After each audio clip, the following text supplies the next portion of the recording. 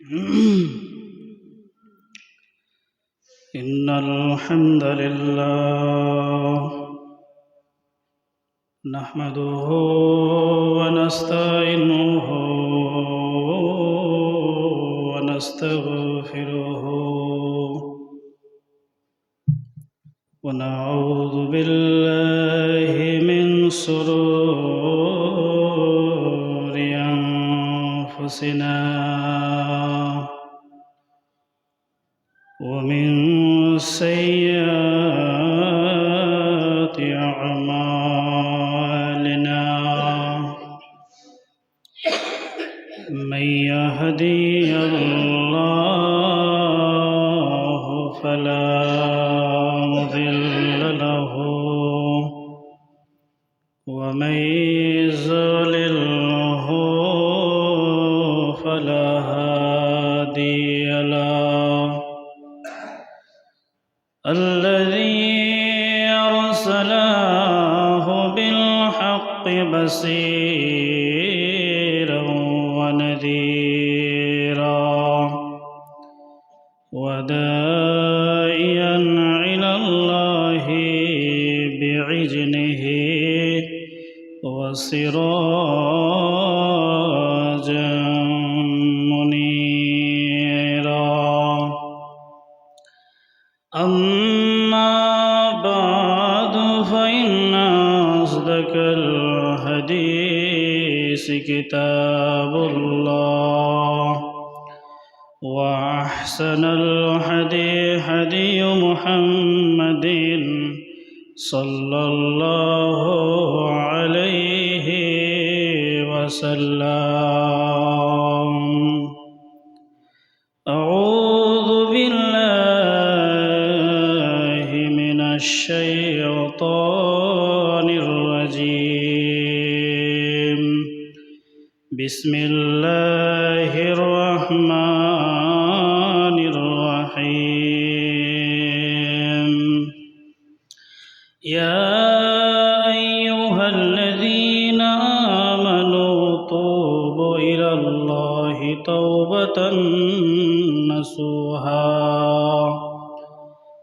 بسم الله الرحمن الرحيم ادعوني أستجب لكم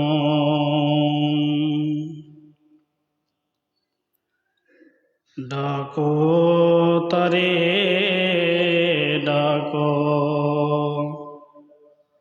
মনের কালি মুছে ফেলে দিয়ে নয়ন পাতায় আঁকো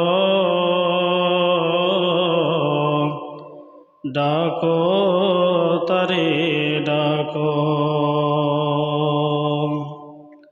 সূর্য যখন নামিবে পাতে আধার আসবে বিশ্বজগৎ অঘরে ঘুমাবে তুমি থাকবে শুধু তুমি থাকবে এমন আধারে নির্জনে বসে এমন আধারে নির্জনে বসে আল্লাহকে ডাকো ডাকো তারে ডাকো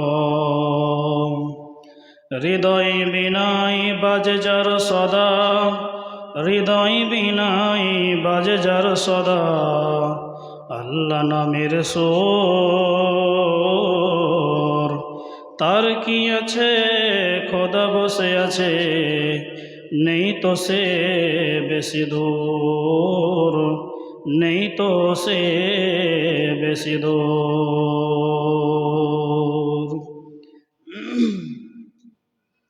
শ্রদ্ধেয় সম্মানিত আজকের জুমা মসজিদের মুসাল্লিগণ প্রশংসা সে মহান আল্লাহ সুবহানাহু ওয়া তাআলার যে আল্লাহ সুবহানাহু ওয়া তাআলা আমাদেরকে বাড়ি থেকে হাঁটিয়ে নিয়ে এসে মসজিদ পর্যন্ত তিনি নিয়ে এসেছেন। সে আল্লাহর প্রশংসা করে কোনোদিনই শেষ করতে পারা যাবে না। তাই সংক্ষেপে ছোট্ট একটি বাক্যর মাধ্যম দ্বারা প্রশংসা করে বলি আলহামদুলিল্লাহ। তারপরে পরে মানবকুলের শ্রেষ্ঠ মানব নবীকুলের শিরোমণি রাহমাতুল লিল আলামিন নবী মুহাম্মদ রাসূলুল্লাহ সাল্লাল্লাহু আলাইহি ওয়াসাল্লামের উপর শত সহস্র দরুদ ও সালাম নাজিল হোক। আল্লাহুম্মা সাল্লি আলাইহি আল্লাহুম্মা বারিক আলাইহি। প্রাণের ভাই ও বাবজিরা আমার, আমি প্রায় মাঝে মাঝে আপনাদেরকে বলি যে আপনি যদি সম্পূর্ণতা জুমার নেকি নিতে চান, জুমার নামাজ পড়লে আমি যে নেকিটা নেব, যে নেকিটা পাবো, এই নেকির উদ্দেশ্যে যদি আপনি আসেন তাহলে আজানের আগে ঢোকার চেষ্টা করতে হবে। আজানের পূর্বেই আপনাকে মসজিদে আসতে হবে, তাহলে আপনি জুমার নেকিটা পেয়ে যাবেন। চেষ্টা করবেন বিভিন্ন কাজ কর্ম, আল্লাহ তো আগে কোরআনে বলে দিয়েছেন যে যখন মসজিদে আজান হবে মিয়াউমিল জুমআতি ফাসাউ ইলা যিকরিল্লাহ, যখনই মসজিদে আজান হবে তখন আর বাড়িতে বসে থাকিও না। মাঠের ব্যবসা বাণিজ্য, তোমার ব্যবসা বাণিজ্য, মাঠের কাজ কর্ম সব কিছুকে ছেড়ে দিয়ে মসজিদে চলে এসো আল্লাহর ইবাদত করার জন্য। তো এটা তো আল্লাহ আগেই ঘোষণা করে দিয়েছে। তারপরেও আমরা এখন পর্যন্ত সচেতন হই না, সচেতন হতে পারছি না। তবে আসার চেষ্টা করবেন, যারা বাইরে আছেন তারাও খুব তাড়াতাড়ি আসার চেষ্টা করবেন। জুমার দিন, পবিত্র দিন। আবারও একটা বড় লজ্জার বিষয়, যখন বৃহস্পতিবার দিন গিয়ে মাগরিব ঢলে যায়, মাগরিব হয়ে যায়, ওই রাতটাকে বলা হয় জুমেরাত। এত একটা পবিত্র মহান দিন, আর এই দিনে মুসলমানের বাচ্চা, মুসলমান নিজেকে মুসলমান মনে ভাবে, জন্মসূত্রে, কর্মসূত্রে সে মুসলমান নয়। এই মুসলমানের বাচ্চার যখন বিয়ে হচ্ছে তখন ডিজে বাজাতে লেগেছে। আজকেও ঠিক ডিজে বেজে একদম বেধাম, মনে হচ্ছে মাটি কাঁপছে, এত ডিজে বাজাচ্ছে। তা এই কুলাঙ্গারগুলোকে কে সোজা করবে? এই কুলাঙ্গারগুলোকে বিজেপি আর আরএসএস এরা এসে সোজা করবে না, বজরং সোজা করবে না, তো কে সোজা করবে? এই জন্য তো মার খাচ্ছে মুসলমান। অতএব সমস্ত কাজকে ছেড়ে দিয়ে, নোংরামিগুলোকে ছেড়ে দিয়ে, খারাপিগুলোকে ছেড়ে দিয়ে তওবা করেন, ক্ষমা চান, আল্লাহ রাব্বুল আলামিন ক্ষমা করবেন। আল্লাহ তিনি দয়ালু, তিনি রহমান, তিনি রহিম, তিনি ক্ষমা করবেন। তবে যদি আপনি ক্ষমা না চান, তবে যদি আপনি ক্ষমা না চান, পাপ করেছেন এই কারণে জাহান্নামে যাবেন না, গুনাহ করেছেন এই কারণে জাহান্নামে দেবে না। তবে যদি আপনি গুনাহগুলোকে করার পর যদি আপনি ক্ষমা না চান তাহলে জাহান্নামে দেবে। একটা হাদিসে আছে, মুহাম্মদ সাল্লাল্লাহু আলাইহি সাল্লাম তিনি বলছেন যে এই আদম সন্তান পাপ করবে, গুনাহ করবে, যদি এই আদম সন্তান পাপ না করতো, গুনাহ না করতো, তাহলে আমি এই জাতিটাকে ধ্বংস করে দিতাম। কেন? আপনি পাপ করবেন, ক্ষমা চাইবেন, আল্লাহ ক্ষমা করবে।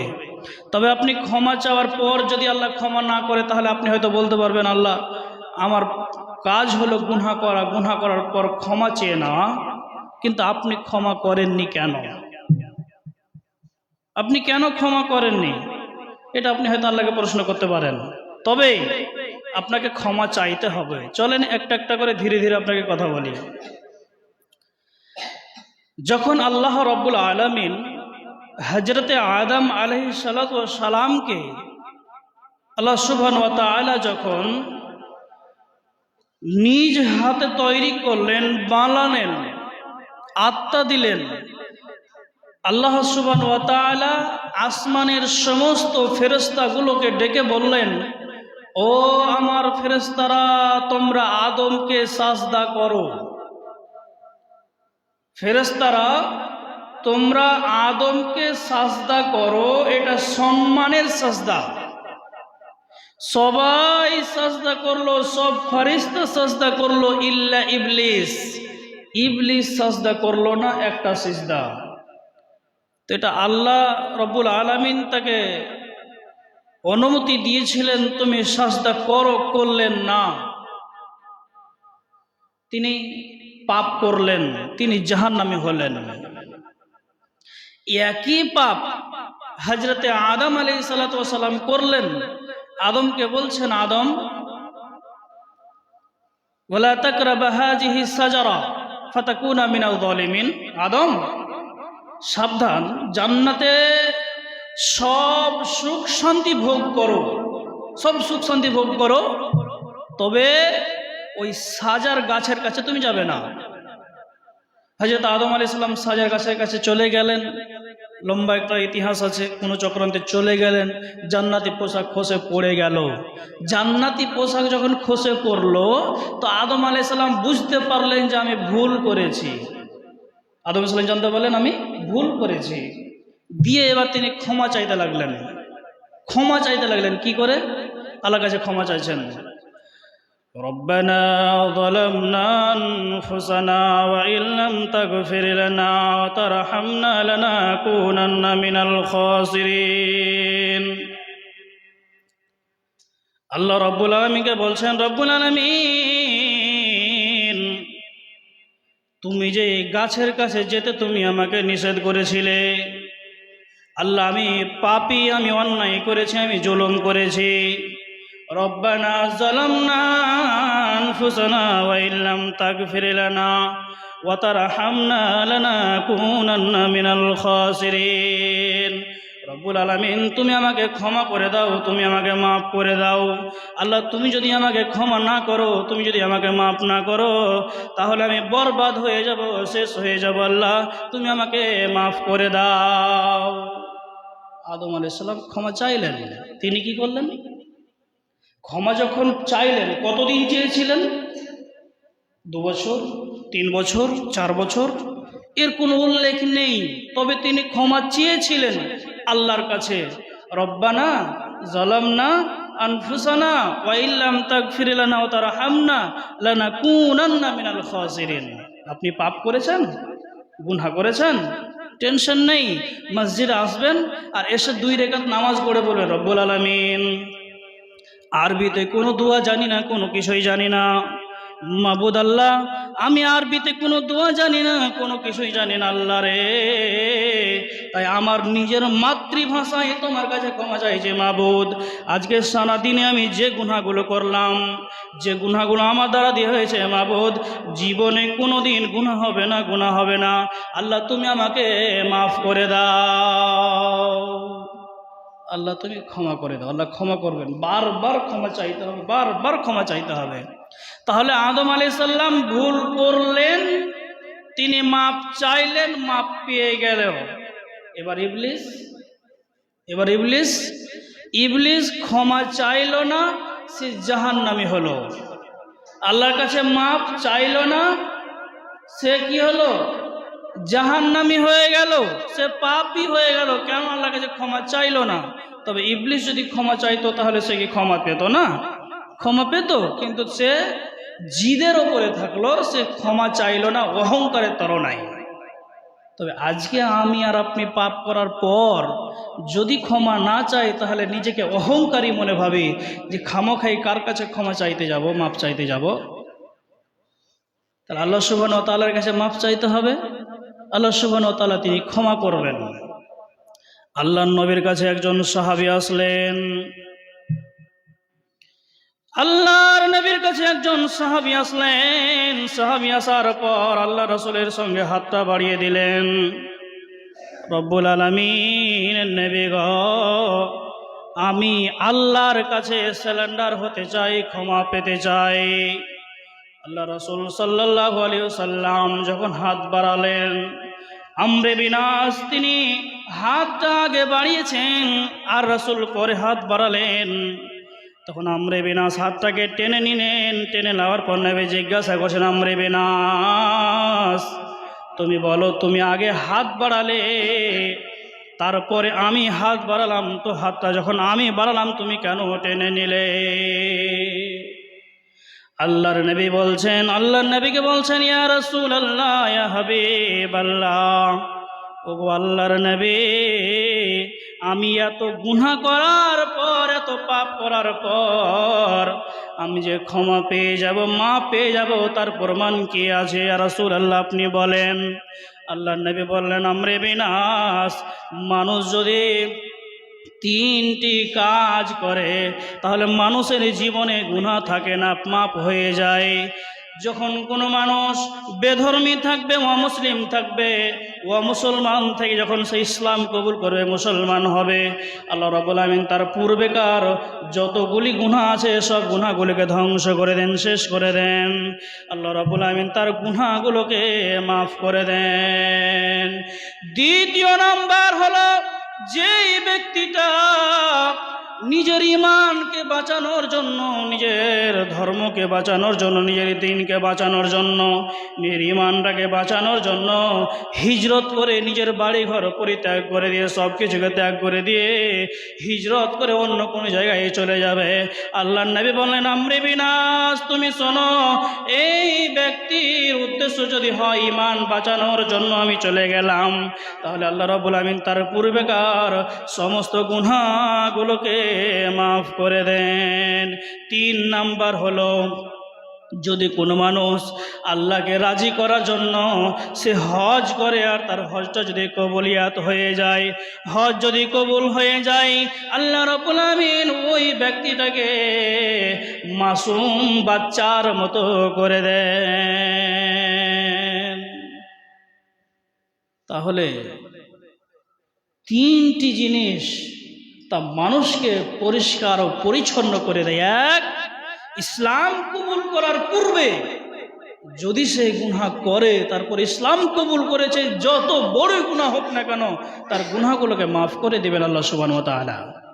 দ্বিতীয় নাম্বার, যদি সে নিজের ঈমানকে, দ্বীনকে বাঁচানোর জন্য সে যদি হিজরত করে, তাহলে তার পূর্বেকার গুনাহগুলি আল্লাহ রাব্বুল আমিন মাফ করে দেন। 3 নাম্বার, তার যদি হজ কবুলিয়াত হয়ে যায়, কবুল হয়ে যায়, তাহলে আল্লাহ সুবহানাহু ওয়া তাআলা তার সমস্ত গুনাহগুলোকে মাফ করে দেন, মাসুম বাচ্চার মতন করে দেন। বন্ধু, তার জন্য আল্লাহ সুবহানাহু ওয়া তাআলা কোরআনের ভিতরে বলছেন, বিসমিল্লাহির রহমানির রহিম,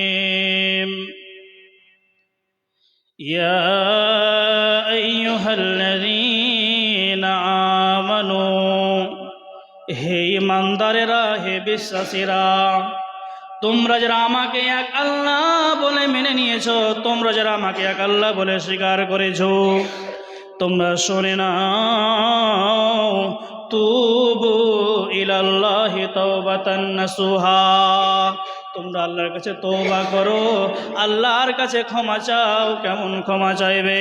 আল্লাহ রাব্বুল আলামিন বলেন, তুবু ইলাল্লাহি তাওবাতান নাসুহা, বিশুদ্ধ তওবা করতে হবে এবং ওটাই ধরে রাখতে হবে। রব্বুল আলামিন, এই গুনাহটা আমি করলাম, এই পাপটা আমার দ্বারা হয়ে গেছে মাবুদ, আর জীবনে কোনোদিন এই গুনাহ হবে না। আল্লাহ তুমি আমাকে মাফ করে দাও, ক্ষমা করে দাও। আল্লাহ রাব্বুল আলামিন কোরআনের ভিতরে তোমাকে তওবা করতে বলেছেন, মাফ চাইতে বলেছে। বন্ধু, তারপরেও যদি তওবা না করে বেনামাজি হয়ে মরে যায়, আল্লাহ রাব্বুল আলামিন ছাড় দেবেন না, রিহাই দেবেন না। আল্লাহ রাব্বুল আলামিন ক্ষমা করবেন না, রিহাই দেবেন না।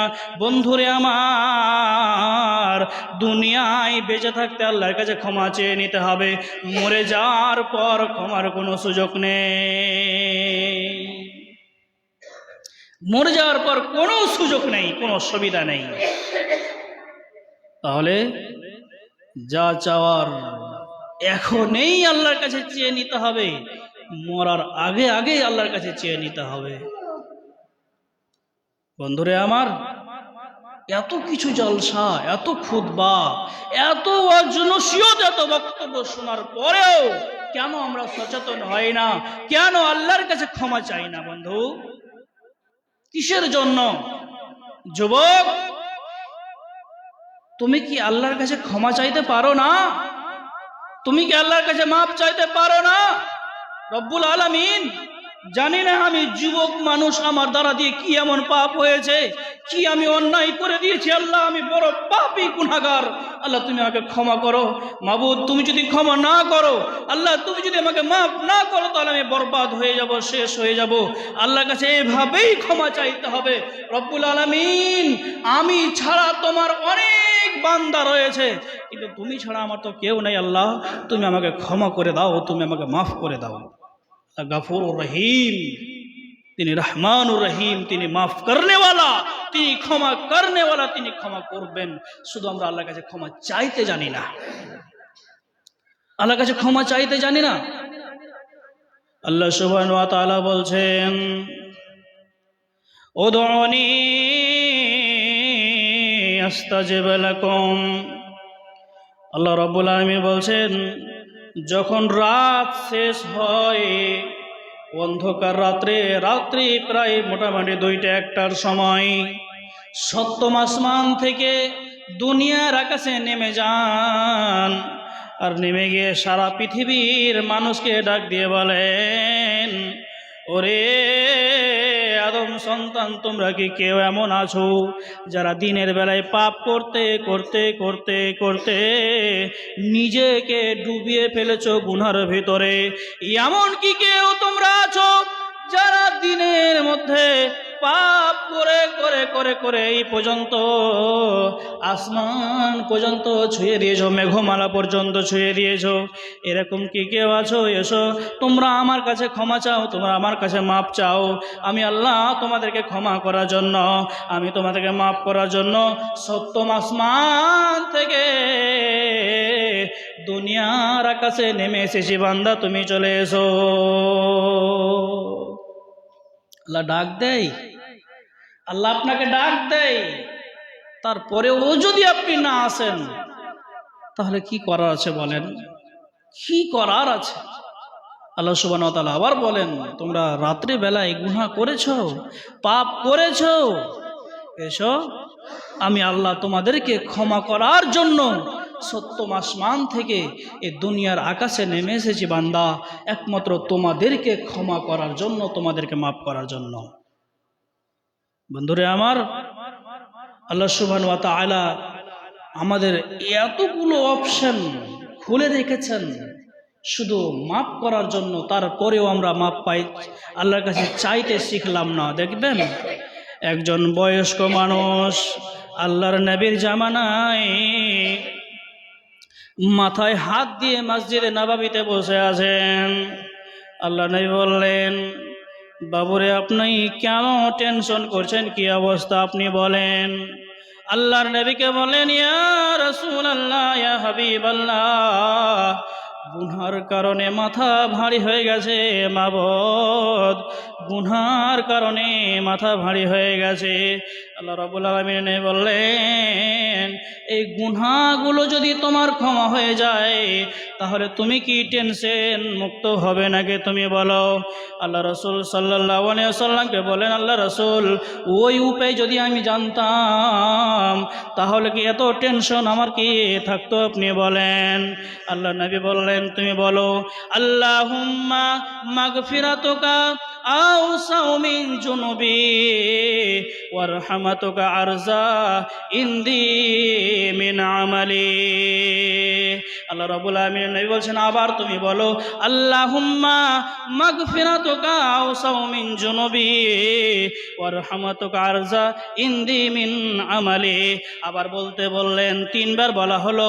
3বার বলার পর নবী বললেন, তোমার গুনাহ ক্ষমা হয়ে গেছে, মাফ হয়ে গেছে।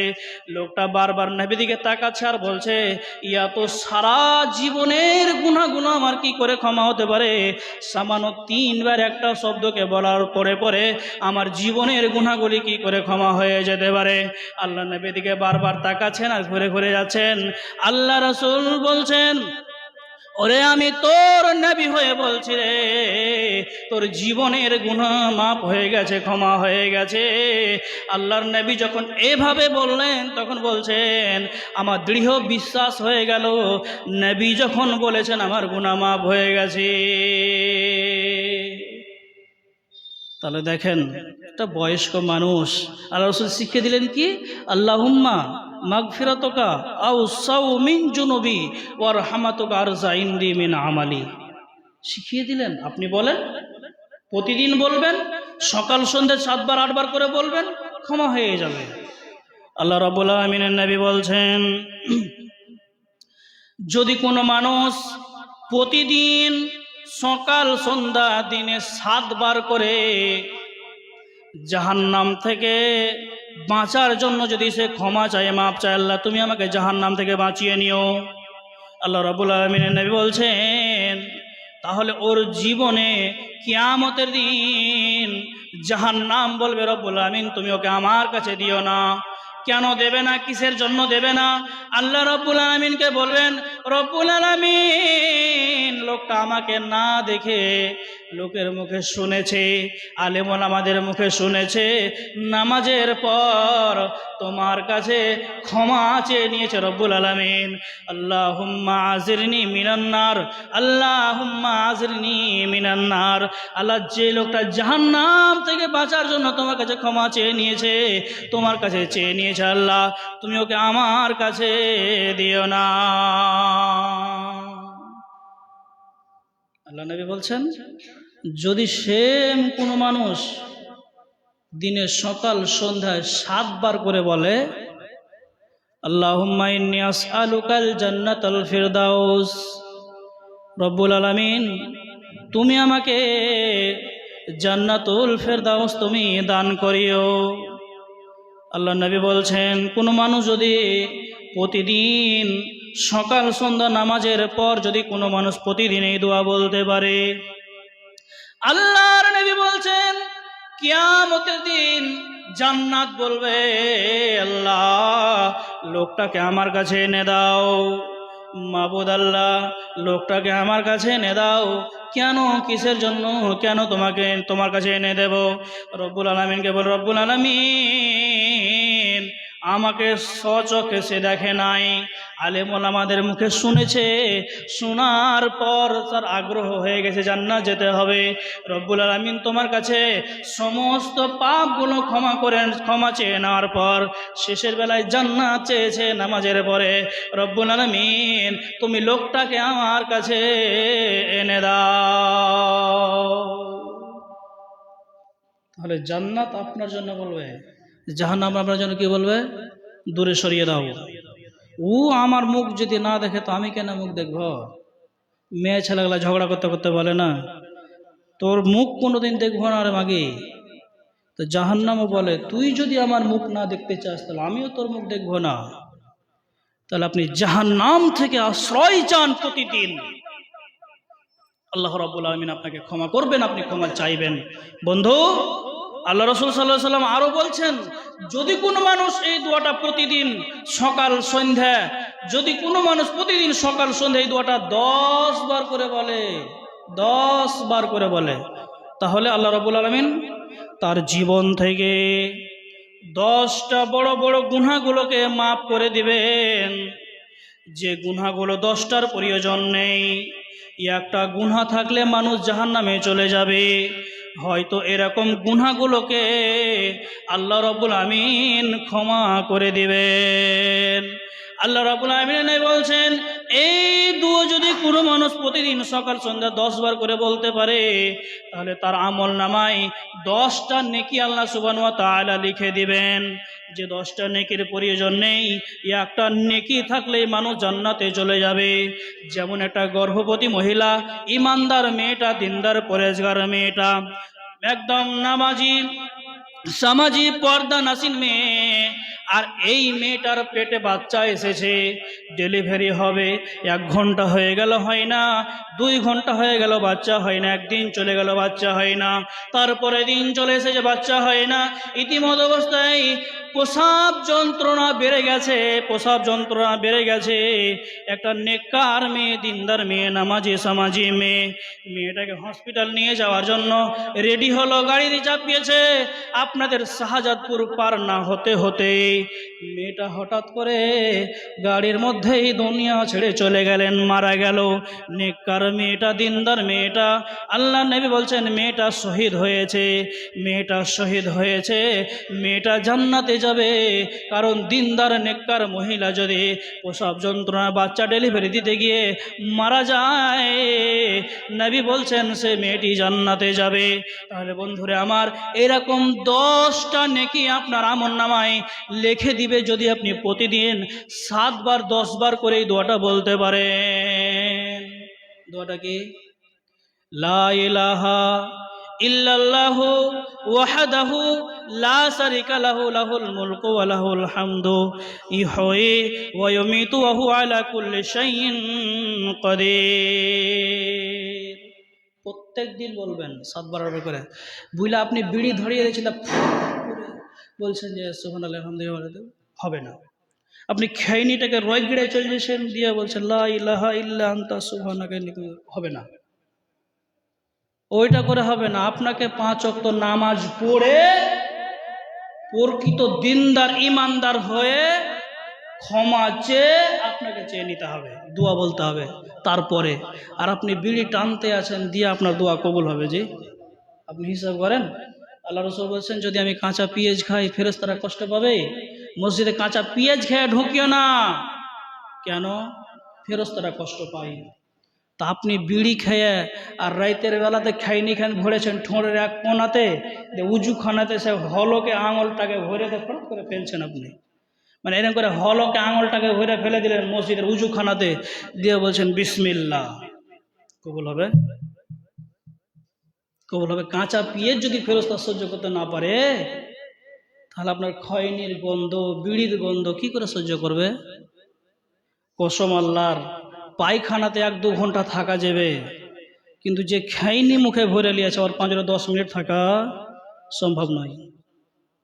বন্ধু, এইগুলোকে পরিত্যাগ করেন, এইগুলোকে ছেড়ে দেন, আল্লাহর কাছে ক্ষমা চান। আল্লাহ রাসূল বলছেন যদি কোনো মানুষ প্রতিদিন সকাল সন্ধ্যা 100 বার করে এই দোয়াটি বলতে পারে, আল্লাহ রাব্বুল আমিন তাকে ক্ষমা করে দিবেন, তার মাফ করে দিবেন কতটি গুনাহ।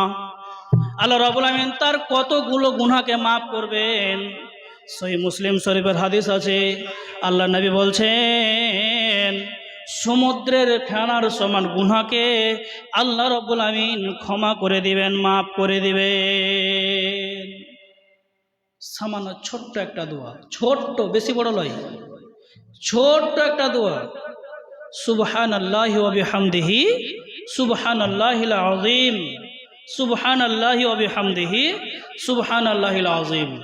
এই ছোট্ট দোয়াটা যদি কোনো মানুষ পড়তে পারে, তাহলে সমুদ্রের ফেনার সমান গুনাহকে আল্লাহ মাফ করে দিবেন। প্রতিদিন নামাজের পরে কমপক্ষে 100 বার করে বলতে হবে। নামাজের পরে প্রত্যেক দিন বলতে হবে। আর প্রত্যেক দিন আল্লাহর কাছে তওবা করতে হবে, ক্ষমা চাইতে হবে। আস্তাগফিরুল্লাহাল্লাযী লা ইলাহা ইল্লা হুয়াল হাইয়ুল কাইয়্যুম ওয়া আতুবু ইলাইহি। প্রত্যেক দিন ক্ষমা চাইবেন, প্রত্যেক দিন এই দোয়াটা করবেন, আল্লাহ রাব্বুল আলামিন ক্ষমা করে দিবেন, মাফ করে দিবেন। তবে যে পাপটা করছেন এই পাপটাকে ছেড়ে দেওয়ার চেষ্টা করতে হবে।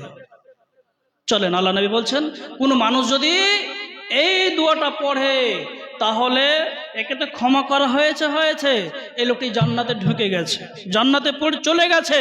তবে যায়নি কেন? কেন জান্নাতে ঢুকেনি? বেঁচে আছে তাই, বেঁচে আছে তাই জান্নাতে যায়নি। মরলেই জান্নাতে চলে যাবে। দোয়াটা মেলাই মানুষ জানে, আবার মেলাই লোক জানে না। অনেক মানুষ জানে, আবার অনেক মানুষ জানে না। আয়াতুল কুরসি কার মুখস্থ আছে? জি, আয়াতুল কুরসি আপনাদের মুখস্থ যদি না থাকে তো মুখস্থ করিয়ে নিয়েন। আপনাকে আগেই বলে দিয়েছি সাবধান করে, আবার ফের বেনামাজি হয়ে লাই। আল্লাহর কাছে সাজদা করে আল্লাহকে ডাইকে এই দোয়াগুলা বলতে হবে, তবে কবুল হবে, তবেই কবুল হবে, নচেত কবুল হবে না। আপনার এমনিতে দোয়া কবুল হবে না। আপনি আল্লাহকে ডাকেন, আল্লাহর কাছে ক্ষমা চান, মাফ চান। আল্লাহ গফুর রহিম, তিনি ক্ষমা করনেওয়ালা, তিনি ক্ষমা করবেন। তিনার কাছে মাফ চাইবেন, তিনি ক্ষমা করবেন। আল্লাহকে বলবেন রব্বুল আলামিন, আল্লাহ 80-85 বছর বয়স হয়ে গেল, 70 বছর হয়ে গেল, আল্লাহ তুমি আমাকে ক্ষমা করো, আর জীবনে জয় দিন বাঁচবো 10-12 দিন, নামাজ ছাড়বো না। আল্লাহ তুমি ক্ষমা করো, আর যেগুলো আমার ভিতরে বুরাই আছে এগুলোকে দূরভুক্ত করে দেবো। আল্লাহ চাইলে ক্ষমা করে দিতে পারেন, আল্লাহ চাইলে মাফ করে দিতে পারেন, আল্লাহ চাইলে ক্ষমা করে দিতে পারেন। তবে আপনাকে ক্ষমা চেয়ে নিতে হবে আল্লাহর কাছে, মাপ চাইতে হবে। না চাইলে কোনো জিনিস তো পাওয়া যায় না, না চাইলে কোনো জিনিস পাওয়া যায় না, চাইতে হবে আল্লাহর কাছে, মাপ চাইতে হবে। রব্বুল আলামিন তুমি আমাদেরকে মাফ করার মতো, আর তোমার কাছে ক্ষমা চাওয়ার মতো তুমি আমাদেরকে সেই যোগ্যতা দিও যেন আমরা ক্ষমা চেয়ে নিতে পারি। বন্ধু, কখন মাথার তালাটা খুলবে? যুবক, তুমি তো দেখতে পাচ্ছি আজান দিয়ে মসজিদ আজান হলো, তুমি চায়ের আড্ডাখানায় বসে আছো, মাত্র 10টা মিনিট তুমি নামাজ পড়তে পারো না? গ্যারেন্টি আছে 60 বছর বাঁচবে? গ্যারেন্টি আছে 74 বছর বাঁচবে? কোনো গ্যারেন্টি নেই। কতদিন বাঁচবেন আপনি? কোনো গ্যারেন্টি নেই। তবে আপনি যদি বলেন, আল্লাহ রাসূল বলছেন আমার উম্মতের বয়স হলো 60 থেকে 70 বছর, তবে 74 বছর পার হয়ে যাও, 85 বছর 80 বছরে চলে গেছেন, এটা আপনাকে কেন সময় দিয়েছে জানেন? আল্লাহ আপনাকে ভালোবেসে বলছে এখনো টাইম আছে, চেহালে 74 বছর পার করে দিয়েছি, 75 বছরে পা দিয়ে দিয়েছি, 80 বছর হয়ে যাবে, হয়ে গেছে, আর কয়টা দিন বাঁচিয়ে রাখবো, এখনো চেয়ে নাও, চেলে এখন পর্যন্ত টাইম আছে। এই হবে, এই হবে, এই চাইবো, এই চাইবো করতে করতে আপনি মরে গেলেন, আপনি চলে গেলেন দুনিয়া ছেড়ে। বলেন আর সুযোগ আছে, আর রাস্তা আছে? ফেরেশতারা যখন কবরে পিটাইবে তখন আপনি বলবেন একবার ছেড়ে দাও, দুনিয়াতে যাই, দুনিয়াতে যে যতটি আমার ভিতরে নোংরামি আছে, যা আমার জায়গা জমি আছে, সবগুলাকে মাদ্রাসাতে আর মসজিদে দান করে দেব, নামাজ পড়ে নিজের ইমানটাকে পাকাপুক্ত করে আবার আমি চলে আসবো কবরে। ছেড়ে দাও, ছাড়া হবে? হবে না, ছাড়া হবে না। এখনই চেয়ে নিতে হবে, এই মুহূর্তে আল্লাহর কাছে এখনই বসে বসে আপনার কাছে চেয়ে নিতে হবে। চলেন আপনাকে একটু দেখাই। হযরতে মুসা আলাইহিস সালাতু ওয়াস সালাম, হযরতে মুসা আলাইহিস সালাম, তিনার এলাকায় বৃষ্টি হয়নি, বৃষ্টির কারণে মাটিগুলো ফেটে গেছে, শুকিয়ে গেছে। এবার বৃষ্টির জন্য চাইতে গেছেন আল্লাহর কাছে, বৃষ্টি চাইবে, পানি চাইবে। কি করলেন? চলে গেলেন ফাঁকা মাঠে ময়দানে, সবাইকে ডাক দিলেন, ডাক দেওয়ার পর সবাই চলে গেছেন। চলে যাওয়ার পর আল্লাহর কাছে ক্ষমা, আল্লাহর কাছে চাইছেন রব্বুল আলামিন তুমি পানি দাও, আল্লাহ তুমি পানি বর্ষণ করো। যখন আল্লাহর কাছে চাইছেন, আল্লাহ রব্বুল আলামিন বলছেন মুসা নবীকে, হে মুসা, তোমার দলের ভিতরে, তোমার এই জমাতের ভিতরে এমন একটি লোক আছে, যে লোকটা আমাকে জীবনে কোনোদিন আল্লাহ বলে স্বীকার করেনি, আল্লাহ বলে মেনে নেয়নি। হে মুসা, তুমি যতক্ষণ পর্যন্ত তাকে বের না করে দেবে ততক্ষণ পর্যন্ত আসমান থেকে পানি হবে না। খুঁজতে লাগলেন, খুঁজতে খুঁজতে এক কাতার দু কাতার এই করতে করতে চলে গেছেন। সম্ভবত যে পাপীটা ওখানে দাঁড়িয়ে আছে ওর কাছে যাবে এই মুহূর্তখানেই। আল্লাহ রাব্বুল আমিনকে বলছে, আল্লাহ আমার মতন পাপী মনে হয় কেহ নেই, আল্লাহ তুমি আমাকে ক্ষমা করো, তুমি আমাকে মাফ করো। আল্লাহ তুমি যদি আমাকে ক্ষমা না করো, মুসা নবী যদি আমাকে ধরে নেয়, তো আমি বেইজ্জতি হয়ে যাব, আমার অপমানের শেষ থাকবে না, আল্লাহ তুমি মাফ করো। মুসা নবী চলে গেলেন, চলে যাওয়ার পর আবার রেখে বলছেন, আল্লাহ ওকে রেখে দোয়া করছে তুমি পানি দাও, ওকে রেখেই দোয়া করছে আল্লাহ তুমি পানি দাও। আর যেমন মুসা নবী বলেছে তখন পানি শুরু হয়েছে। আল্লাহ রাব্বুল আলামিনকে বলছেন, রাব্বুল আলামিন হে আল্লাহ,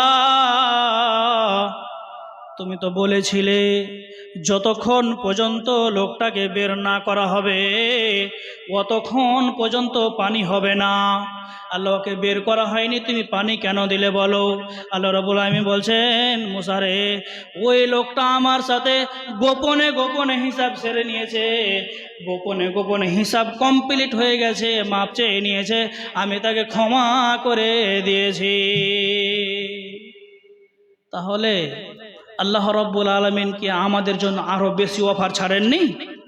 এই নিয়ে সহিহ বুখারীতে একটা হাদিস আছে, এই নিয়ে একটা বুখারীতে হাদিস আছে যে আদম আলাইহিস সালাম থেকে আস্তে আস্তে তাদেরকে যেন কোনো একটা লোক ডাকলো, ডাকার পরে বলছে যে তোমরা কি এখানে কাজে লাগবে? কত টাকা দিবে? যে এখন তো বাজছে ঘড়িতে 6টা, সন্ধ্যা 6টা, 6টার সময় কাজে লাগবে, সকাল 6টায় কাজে লেগে সন্ধ্যা 6টায় ছেড়ে দিবে, 100 টাকা মজুরি দেবে, 100 টাকা। আর এক দলের লোক এলো, আসার পরে বলছে তোমরা কাজে লাগবে? হ্যাঁ কাজে লাগবো। কত টাকা মজুরি? কতক্ষণ কাজে লাগতে হবে? এখন বাড়ি ঘড়িতে বাজছে বেলা 7টা, 7টায় কাজে লাগো, 7টায় কাজে লেগে তুমি সন্ধ্যা 6টায় সময় ছেড়ে দাও, তোমাকে মজুরি দেওয়া হবে 100 টাকা। আর একদল লোক এলো, লোক আসার পরে বলছে তোমরা কাজে লাগবে? হ্যাঁ কাজে লাগবো, আমরা কাজে লাগবো। কত টাকা লাগবে? কত টাকা মজুরি দেওয়া যাবে? বলছে এখন ঘড়িতে বাজছে বেলা 12টা, 12টার সময় কাজে লাগো, 3টার সময় ছেড়ে দাও, তোমাকে 200 টাকা মজুরি দেওয়া হবে, 200 টাকা মজুরি দেওয়া হবে। ব্যাপারটা বুঝতে পারছেন? এর আসেন একটু আগে আপনাকে দেখাই। এই ঘটনাটা আল্লাহকে বলবেন, আদমের যারা হযরত নূহ আলাইহিস সালামের যে কওমের লোকেরা, এরা বলবে আল্লাহ তুমি আমাদের সাথে বেইনসাফি করেছো, ওদেরকে দিয়েছো 200 টাকা, ওরা কাজ করেছে এতক্ষণ থেকে এতক্ষণ, আর আমরা সকাল 6টায় কাজে লেগে সন্ধ্যা 6টায় ছেড়েছি, আমাদেরকে 100 টাকা দিয়েছো, ওরা 12টার সময় কাজে লেগে 3টের সময় ছেড়ে দিয়েছো, ওদেরকে 200 টাকা দিয়েছো কেন? আল্লাহ বলবেন তোমাদের সাথে বেইনসাফি হয়েছে, তোমাদের সাথে কথা চুকিয়ে নিয়েছিলাম, তোমাদের সাথে কথা চুকিয়েই নিয়েছিলাম, এতক্ষণ কাজ করবে 100 টাকা দেব, দিয়েছি কি দিনি? দিয়েছো। তাহলে কোথায় কথা খেলাফ হলো? খেলাফ হয়নি। এবার এই আদম সন্তান অর্থাৎ আমরা নবী মুহাম্মদ সাল্লাল্লাহু আলাইহি সাল্লামের শেষ নবীর উম্মত, আমরা আমাদেরকেই 200 টাকা দেওয়া হবে মজুরি। কতক্ষণ কাজ করতে হবে? আল্লাহ বলছেন বেশি লয় রে, 24টা ঘন্টার ভিতরে মাত্র 50টা মিনিট আমাকে সময় দে, মাত্র 50টা মিনিট সময় দে, বাকি তোর কাজে লাগা, আমি তোকে ক্ষমা করার জন্য রেডি হয়ে আছি। তারপরে যদি ক্ষমা না চান তাহলে আপনি কি নিয়ে বসবাস করছেন? এতগুলো হাদিস শোনার পরে, এত বক্তব্য শোনার পরে যদি আপনার মাথাতে কথাগুলো না ঢোকে, আমার তো মনে হয় না যে এখানে সব মানুষ বসে আছে কিংবা মাথাতে সবার ব্রেন বুদ্ধি আছে, মনে হয় গোবর ভরা আছে। গোবর না ভরা থাকলে তো আপনি সোজা হয়ে যেতেন, নামাজে পড়ে চলে আসতেন। 1 ঘন্টা পর কবরে ঢুকে গেছে, 1 ঘন্টা পর কবরে ঢুকতে বাকি আছে, তারপরে যদি বলে বাপজি নামাজটা পড়বেন না, আল্লাহ যদি নিয়ে যায়, আল্লাহ যদি নিয়ে যায় আপনাকে কোলে করে লিসা মসজিদে কইবে যে নামাজ পড়ে এলে কেন? মসজিদে মুয়াজ্জিন আজান দেয় না? আল্লাহু আকবার, আল্লাহ সব চাইতে বড়। হাইয়া আলাস সালাহ, সালাতের জন্য এসো, নামাজের জন্য। হাইয়া আলাল ফালাহ, এসো কল্যাণের জন্য। আপনাকে তো বলে দিছে, ডাক দিয়ে দিছে, আপনি শুনতে পান না? বহিরা হয়ে গেছেন নাকি? কত করে ডাকতে হবে আপনাকে? মানে আল্লাহ আসমান থেকে নেমে এসে আপনাকে কোলে করে এসে মসজিদে বসিয়ে দিতে হবে, এরকম বলছেন? আপনার হিসাব অনুযায়ী বন্ধু, আপনার জন্য বললাম, আপনি আল্লাহর কাছে ক্ষমা চান, ক্ষমা করবে। বিশেষ করে যুবক ভাই, তোমরা বলো আল্লাহর কাছে ক্ষমা চাও, মাপ চাও, আল্লাহ ক্ষমা করবে। মসজিদে নামাজ পড়ার জন্য আগে আসবে। ইন্নাল হামদুলিল্লাহি ওয়াহদাহু ওয়াসসালাতু ওয়াসসালামু আলা মান লা নাবিয়্যা বা'দা, আম্মা বা'দ। আউযু বিল্লাহি মিনাশ শাইতানির রাজিম, বিসমিল্লাহির রহমানির রহিম। এতক্ষণ যে কথাগুলো বললাম, এই কথাগুলোকে মানার চেষ্টা করবেন, এর ওপরেই মানার অবশ্যই চেষ্টা করবেন। যারা নামাজ পড়ছেন না, নামাজ পড়ার চেষ্টা করবেন। আর যে মানুষগুলো বাচ্চা ছেলেগুলোকে তাড়িয়েছেন, হিসাব রাখেন। যে লোকগুলা বাচ্চা ছেলেকে তাড়িয়েছেন, এই থাপ্পড় মেরে দেবো, এইভাবে যে বলেছেন, আপনি হিসাব কষে রাখেন। কিয়ামতের দিন যদি ছেলেটা বলে আল্লাহ মসজিদে নামাজ পড়তে গেছিল তো আমাকে দাঁত মুখ দেখে থাপ্পড় দেখার জন্য গেলে নামাজ পড়িনি, হিসাব দিতে পারবেন? ওর পায়ে ধরে লেছে মসজিদে নামাজ পড়াবেন। বাচ্চা ছেলেটাকে মসজিদে নিয়ে আসবেন, এসে আপনি নামাজ পড়াবেন। সুন্দর করে ফুঁসলে মাথাতে হাত দিয়ে তাকে নামাজ পড়াবেন। যুবক, তোমাকে বলছি, তুমি নামাজ আজকে থেকে যদি না পড়ো, ক্ষমা না চাও, তাহলে জেনে রাখো তুমি যেদিন মরবে সেদিন আমার আর তোমার খেলা শুরু হয়ে যাবে। সেদিন আমার আর তোমার খেলা শুরু হবে। কবরস্থানের ওখানে করে লাশটাকে থুয়ে মসজিদে এসে নাক ডেকে ঘুমাবো। কি করবেন দেখে নিস না? তো নামাজ এখনই ধরো আর এখনই ক্ষমা চাও। বাপজি বুড়িয়ে গেছে, 1 ঘন্টা পা কব্বরে ঢুকে গেছে, তাড়াতাড়ি নামাজ ধরে এলেন, মাপ চাইলেন আল্লাহর কাছে। যদি না চান, আল্লাহ যদি আপনাকে ক্ষমা না করে, তাহলে আমি কে? অতএব জরুরি ভিত্তিতে কাজ করবেন। ওপরে যারা মা বোন আছেন, আপনাদেরকে বলি, আপনারা খুতবা শুনতে আসছেন কি চিল্লেতে আসছেন দেখতে পাই না। ছাত্রীগালা কইছে গোলমাল বিশাল হয়েছে, মানে মনে হচ্ছে হাট বসেছে আর মাছ বিক্রি করছে। আপনার হাটে মাছ বিক্রি করতে এসছেন নাকি, না কিছু শুনতে আসেননি? আপনার নেকি লওয়ার জন্য এসেছেন, যদি গল্প করেই কাটাবেন তাহলে আপনাদেরকে আসতে হবে না। জরুরি ভিত্তিতে চুপ করে বক্তব্য শুনবেন, আল্লাহর কাছে ক্ষমা চাইবেন, রব্বুল আলামিন তুমি আমাদেরকে ক্ষমা করো। আল্লাহ আমরা পাপী, আমরা গুনাহগার। আল্লাহ জানি না আমাদের অজান্তে কতগুলি গুনাহ হয়েছে মাবুদ। আল্লাহ যদি বিশাল বড় গুনাহগুলো করে থাকি, ছোট বড় গুনাহগুলি করে থাকি আল্লাহ,